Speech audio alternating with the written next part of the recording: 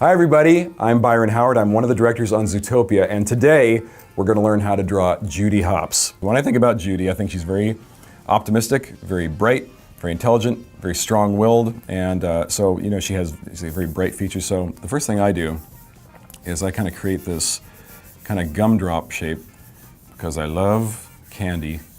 I love food that is sugary. And so I create this little gumdrop shape. See, it looks a little bit like a gumdrop. Here's a gumdrop, for example. Kind of like that. So Judy has kind of a tall forehead, like this.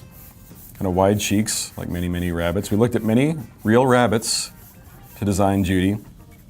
And we discovered they all have adorable cheeks, so we knew that had to be part of her. And then once you get this kind of gumdrop shape in place, I usually put the nose in there, because the nose is a nice anchor point that tells me which way she's going to look. So Judy's looking down to the right. And then once I have the nose, then I can use that to kind of focus these lines that kind of determine where her eyes go.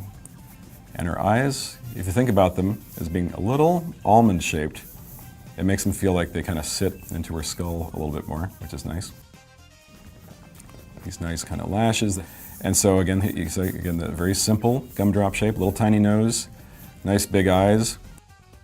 And then she has this cute little teeny tiny mouth that makes her just adorable. And Glen Keane, the great Glen Keane, who did Ariel and the Beast, and is a good friend of mine, taught me that to make a drawing of a mouth look really good, you put these little dark corners that kind of makes it feel like it's tucking back and shadowing it. And he was right. Glen was right.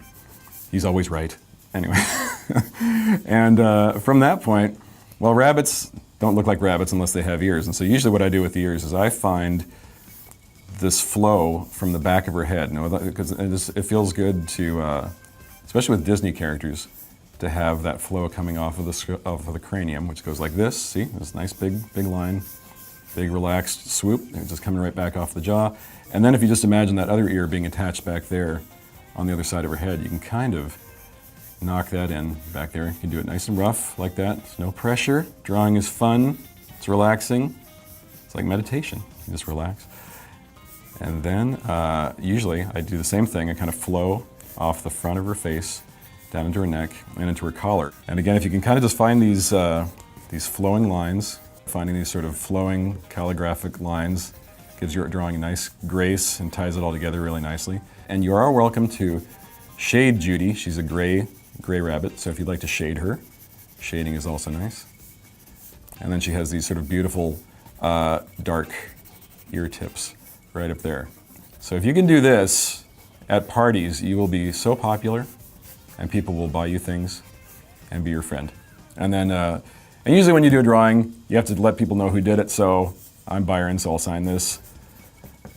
Byron did this. There we go. Anyway, so it's Judy Hopps. Just because you have it up here, you can do. What you're seeing here is I've got a 2D animation desk set up, and this is how I learned to animate. This is what the same setup here was the same that they used back in the 30s and the 40s when they were making the 2D films with Walt across the street. And it's all the same technology. It's just these little peg holes in the bottom of this paper, and it was always great just to sit down and start moving the character's face around.